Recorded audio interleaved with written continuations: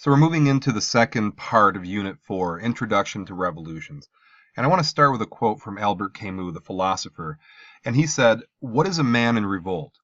A man who says no, but his refusal is not a renunciation. He is a man who says yes, beginning with his very first move."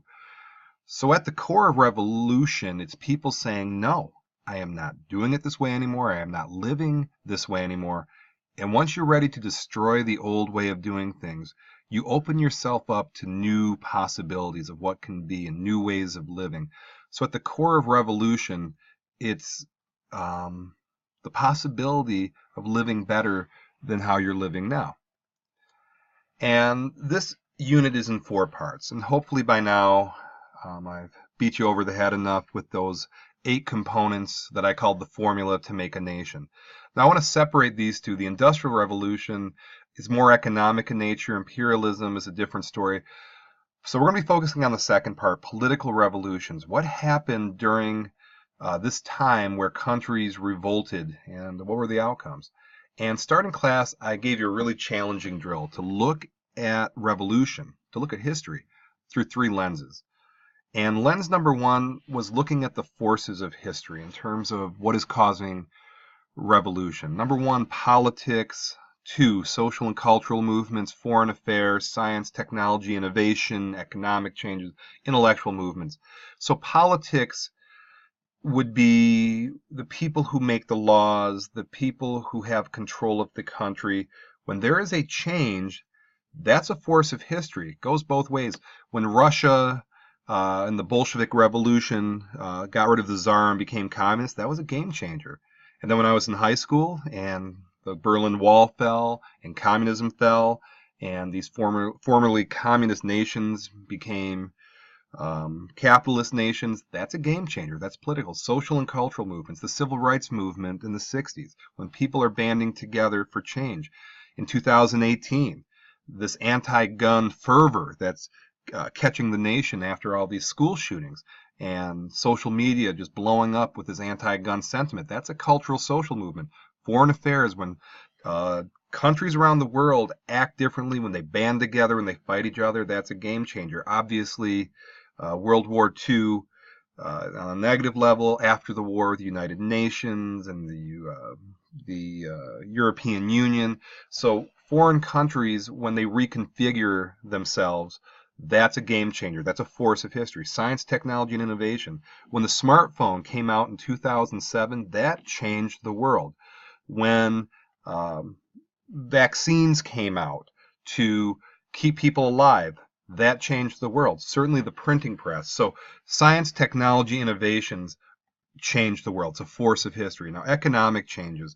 When the Columbian Exchange kicked in and both hemispheres of the world were exchanging commodities, that's an economic change. That's a force of history. And intellectual movements, for instance, the Enlightenment, obviously that way of thinking, Renaissance thinking. When people change their thinking, that's a force of history. Now, the second lens is looking at the significance of history. What are some things that make something significant and not significant? And these revolutions we're going to be learning about, you can make an argument, some are more significant than others for reasons. So when you look at significance, the change over time, what changes took place over the time period and were they significant? If it was very short and temporary, is it as important as something that lasted a long time? Like number 2, continuity over time. So if there was a revolution that only lasted a very short time and it went back to the old way, is it as meaningful as a revolution that has long-term effect? Take the United States. Since the revolution against England, we've had autonomy ever since. Signals. When a signal occurs, what is significant about this signal? Meaning it's a heads up. History doesn't happen just at random. There's usually a telltale sign of what is to come. So for September 11th, 2001, when the Twin Towers got bombed, was that a very clear signal that terrorism was a global issue? A very obvious one, I guess you could say.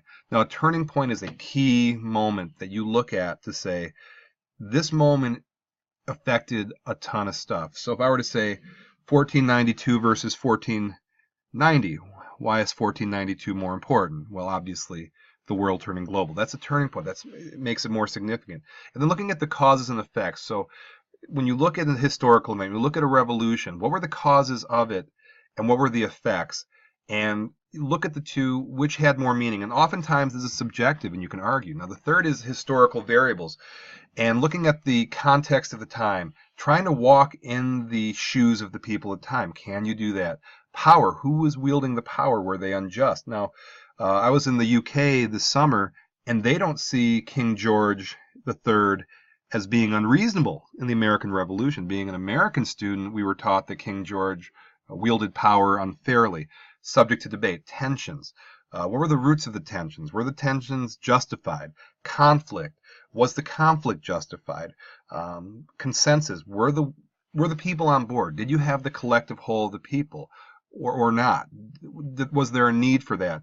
And then acts of tolerance and intolerance. And if you look at these variables, it gives a little bit of different flavor to every revolution. So this is primarily a thinking drill. And then after this, we went into something a little more tangible, actually a lot more tangible. That was a challenge, the historical reasoning, or historians' reasoning devices, excuse me. So in class, we looked really briefly at 6 revolutions: the United States, Haiti, Mexico, the South American revolutions, Germany and Italy. And again, we were really parachutists, not truffle hunters, a very broad scale. And I ask you to break down the story. And in talking with you, we put this all together, and I think it's a pretty good synopsis of what revolution was. And what people came up with during this age is that it happened after 1750, and there's a lot of copycats, if you will. Once one group was successful with revolution, the word spread.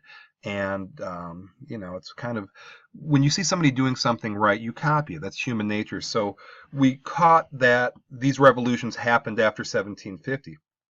It was a smaller, seemingly weaker group fighting powerful empires, which is brave, because when you are going against a more powerful force, it takes a lot of bravery, and that got gleaned from our reading. Great leadership. A revolution is only as good as its leaders. You could take the American story and take a few people out of it. Would we have been successful? Take George Washington out of the mix. Would that have worked in defeating England? Take Garibaldi out of the Italian story. Take Bismarck out of the German story, and what have you. Now, you need great leadership. It was a fight against tyranny. Now, tyranny is not authority. Tyranny is taking your power and misusing it. So I have a little bit of authority in your life. I can put one of 5 letters next to your history class. Not a whole lot of power. Now, if I was doing something kind of shady with that, saying, hey, I'm going to fail you unless you detail my car, that's tyranny. That's abuse of the authority I was given. And in these revolutions, they were being treated very, very poorly by tyrannical powers. Significant struggle and emotion. And again, there's this adage, you can't keep people down forever. They will rise up. That is human nature. And these revolutions were struggles over years, and casualties and hardships, economic hardships, hardships in losing lives, the whole nine. But they stuck with it. So they were steadfast, and they were persevering through these very hard times. And then essentially there was somebody who had a philosophy, or at least copied somebody else's philosophy, somebody who provided the economic means, and then somebody who provided the military means. Essentially a triple team of revolutionaries, where somebody had to be the philosophical drive, the financial backer, and then the military drive. U.S. Revolution, for instance, the philosophy of Thomas Paine, common sense, money, John Hancock having the money to help fund a lot of these things, and obviously George Washington for military. So this is a little basic overview of what we're going to be learning about in Revolution, and we're going to go into more details about those groups of people, and I appreciate you watching.